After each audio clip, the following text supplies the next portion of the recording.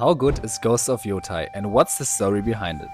We are diving deep into Ghost of Yotai to find out how good it really is and to uncover the story behind this mysterious new entry. Let's break it down and look at the hard facts.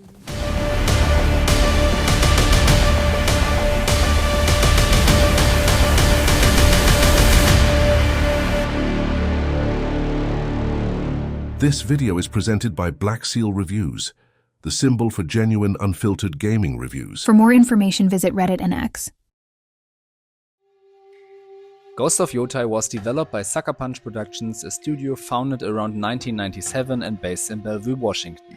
They are known for developing exclusively for Sony with major titles like Infamous for PS3 and PS4 and, of course, Ghost of Tsushima, the predecessor to Ghost of Yotai. In an interview, Ghost of Tsushima producer Brian Fleming revealed that Tsushima was never originally planned or even supposed to exist. The team actually worked on two completely different games before scrapping both and finally landing on what became the legendary Ghost of Tsushima. Ghost of Yotai takes place around the year 1600 in the region known as Izo, which we now know as Hokkaido in Japan. That places the story roughly 300 years after Ghost of Tsushima. You play as Etsu, a female mercenary on a personal revenge mission against the Yotai Six, the group that murdered her entire family and left her to die tied to a burning tree. We rate games using 4 seals, based on an average score across 6 key categories, each rated from 0 to 10. I will start this review with my first impression. We played Ghost of Yotai on the PS5 Pro in 4K resolution on an OLED TV using the Pro Graphics mode. Right from the start, the game greets you with visually stunning cutscenes that introduce Etsu's backstory, a kind of rebirth storyline, while teaching you the basics in a tutorial fight against one of the Yotai Six. Our first reaction? Wow. The visuals are a solid 10 out of 10, no question. But the character models and facial animations feel a little outdated. The expressions are reminiscent of The Witcher 3 or Assassin's Creed Odyssey, rather than Cyberpunk 2077. So, while the presentation is jaw-dropping, the human details fall slightly short. Our first impression score is 8.75 out of 10. Combat system. The combat is dynamic and diverse, thanks to a wide range of weapons and abilities you can use against different enemy types. You really feel like you are in the middle of the action. The tactical feedback through the DualSense controller makes every katana swing feel weighty and powerful. Movements are fluid and responsive, with real impact. At some point, button smashing won't save you anymore. You will need to dodge, block and most importantly to parry. Every enemy has a specific rhythm to their attacks, which might remind players of Sekiro Shadow Die Twice, though Ghost of Yotai offers a more accessible version of that concept. Once you've learned an enemy's rhythm, usually after 2 or 3 attacks, you can time your parries perfectly, break their guard and unleash your own combo. Some enemies take longer to stagger, which you can identify by the golden stamina bar above their head. But be careful though. Some foes can kill you in just 2 or 3 hits if you don't react in time.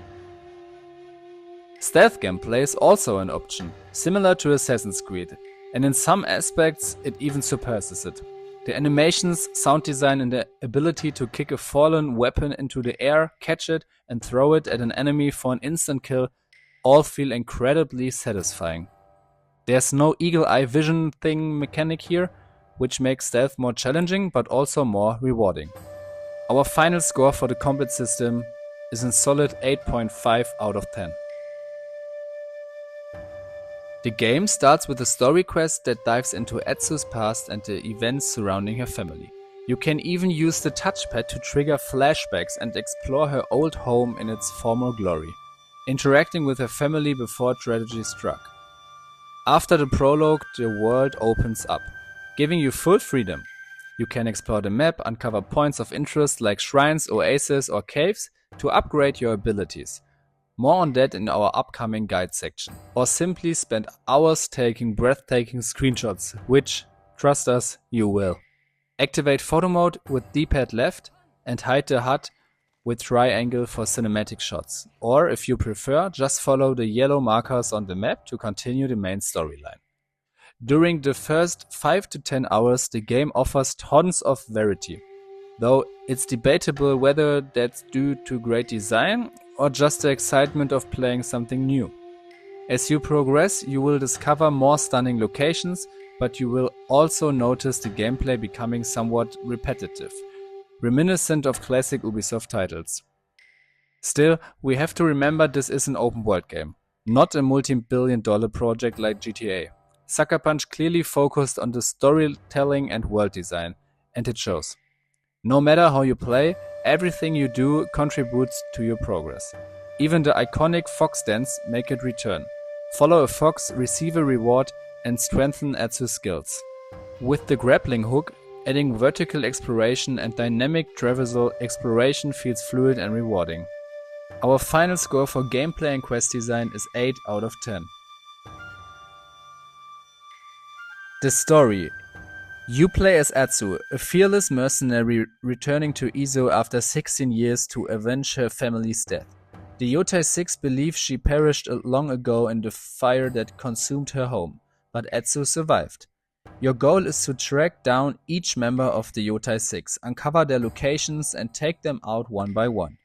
Each target is tied to a unique questline with its own cinematic and challenging boss fight. Without spoiling too much, we will just say the narrative is engaging enough to keep you hooked, though it's not groundbreaking. It's solid, not exceptional. It doesn't reach the narrative heights of The Witcher 3 or Cyberpunk 2077, but it delivers a satisfying revenge story. Our story score is 6.5 out of 10.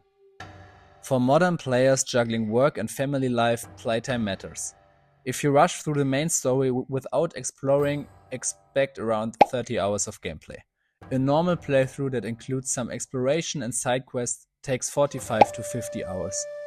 For 100% completion, all side quests, collectibles and full map exploration, you are looking at 75 to 80 hours depending on your playstyle.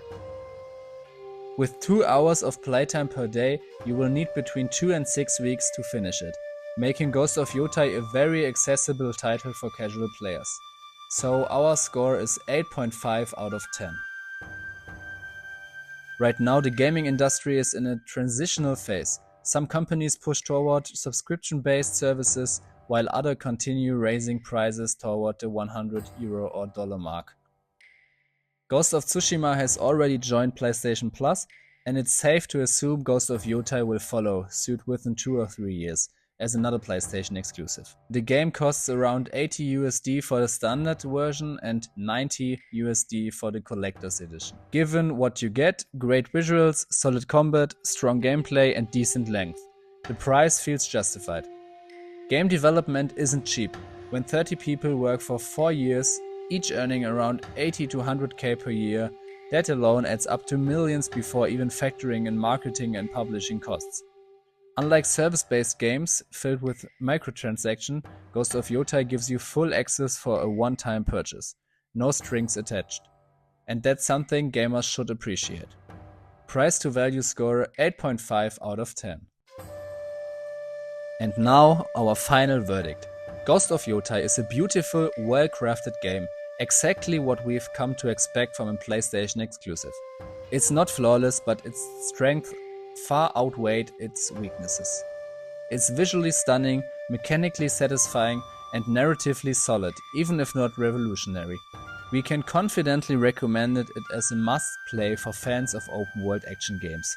If you want to save some money, keep an eye out for seasonal discounts or Black Friday deals on the PlayStation Store. It will be well worth it. Our final average score is 8.1 out of 10 Green Seal. A strong cinematic open-world adventure that proudly carries the spirit of Tsushima forward.